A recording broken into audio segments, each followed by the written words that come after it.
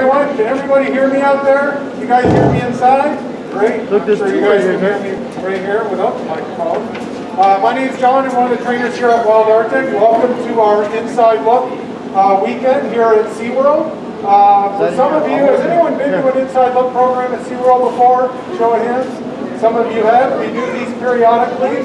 Oftentimes we will have a theme or a concept or a overall theme for the park for these Inside Look programs to give you guys a little bit opportunity, different opportunity and behind the scenes look at how we care for the animals every day here at SeaWorld.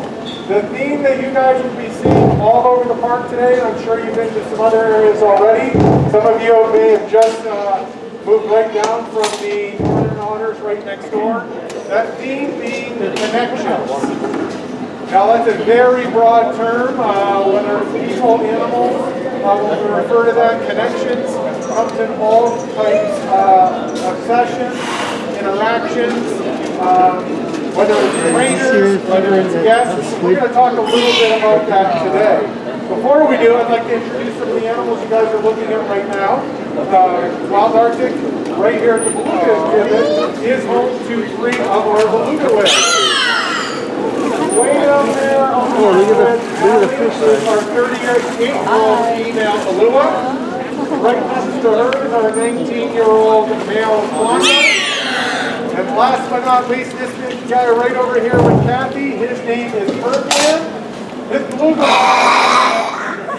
right here is 51 years old. He is the oldest beluga in the United States. People want to know right away, well, how long do they live? Well, average lifespan usually can be 25 to 35 years. Just like people, some people won't live to that average. Some people are going to definitely get there. And some people live well past that average. He is that right there, and again it goes to the health and well-being and the care these animals receive at SeaWorld every single day. You may also notice as you're doing your tour through Wild Arctic today, you will see that we have 5 Pacific walruses down at the other end of the facility. We have 2 males and 3 females, but these animals have amazing rescue and rehabilitation stories you may have heard with the Northern Otters. But I would like to talk to you guys a little bit about those connections and how that works and how that is applied every day with the animals we work with at Wild Arctic. And you will see the crossover from area to area, species to species, because the main component behind those connections is relationship. Everything that we do with the animals on a daily basis comes down to your relationship. It doesn't matter if you've worked here for 1 month or you've worked here for 25 years. You are working on and building that relationship. So how do we do that? You're going to see a variety of ways just in the 15 minutes that we're going to be talking with you guys today. It could be a play session, it could be a husbandry or veterinary procedure type session, or it can be this right here, a relationship session. A relationship session is just that. We just hang out with the animals. We may ask them to do stuff. We may ask them not to do anything. It's about you interacting one-on-one, spending time with them, and building that relationship. 1, it's important just to help get to know the animals, especially if you're a new young trainer. 4, think about some of the things that we are able to do with these animals. All of us have been to the doctor at some point in our life, right? What do? We hurt our arm, we don't feel very well, and then we go to the doctor. We're very reactive with our health care. Well, with the animals at SeaWorld, we're very proactive, meaning we try and do a lot of different things and take really good care of the animals so that we don't have to go to the doctor. And that is our proactive husbandry training program across the park.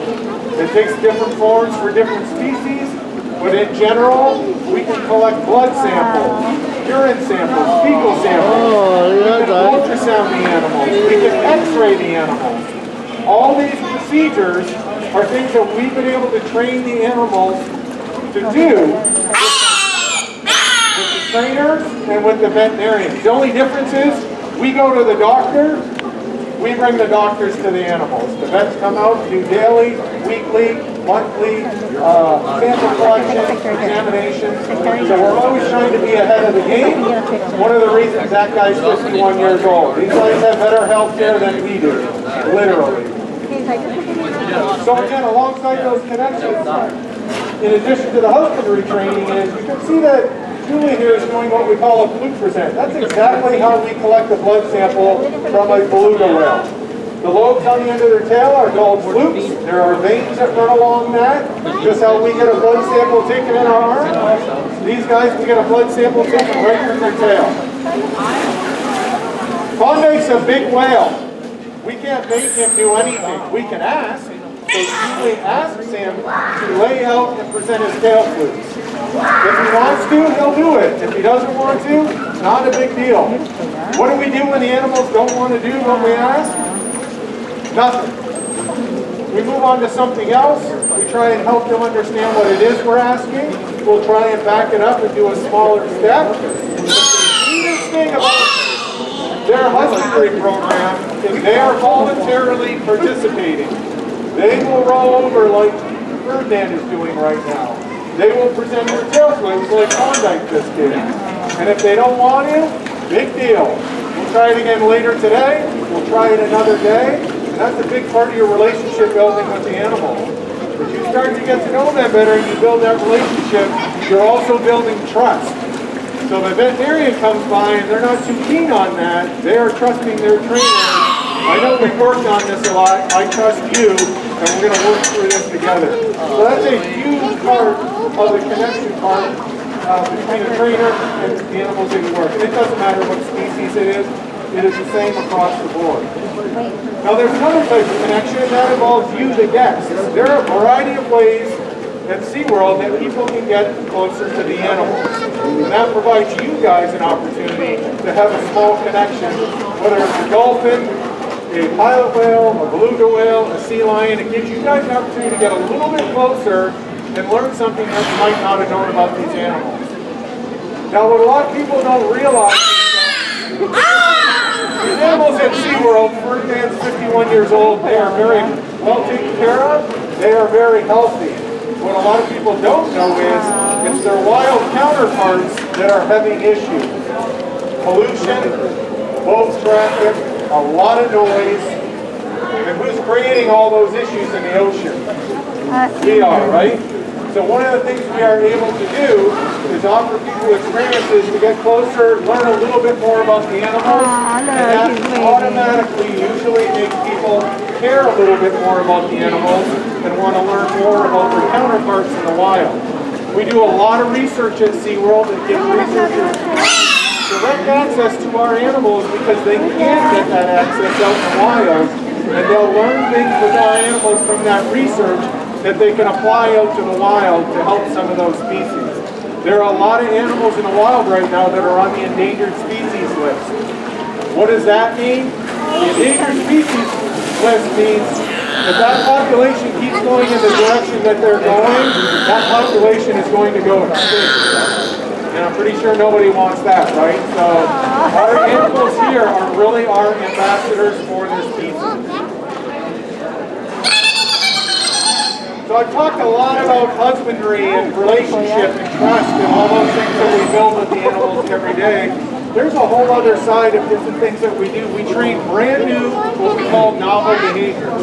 Something the animals don't know anything about. For example, this random toy that Julie is playing with Klondike with.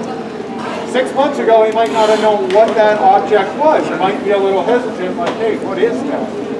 Julie brings it out a couple times a week, every other day. Makes it fun, makes it positive. All of a sudden, that random green toy turns into a fun, positive enrichment device that the animals learn to love. So even things that they might initially be hesitant or unfamiliar with, part of our training and our trust and our connection teaches the animals that these things are not only okay, but they're actually fun.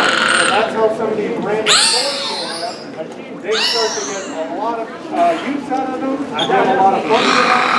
We use it in a lot of different scenarios.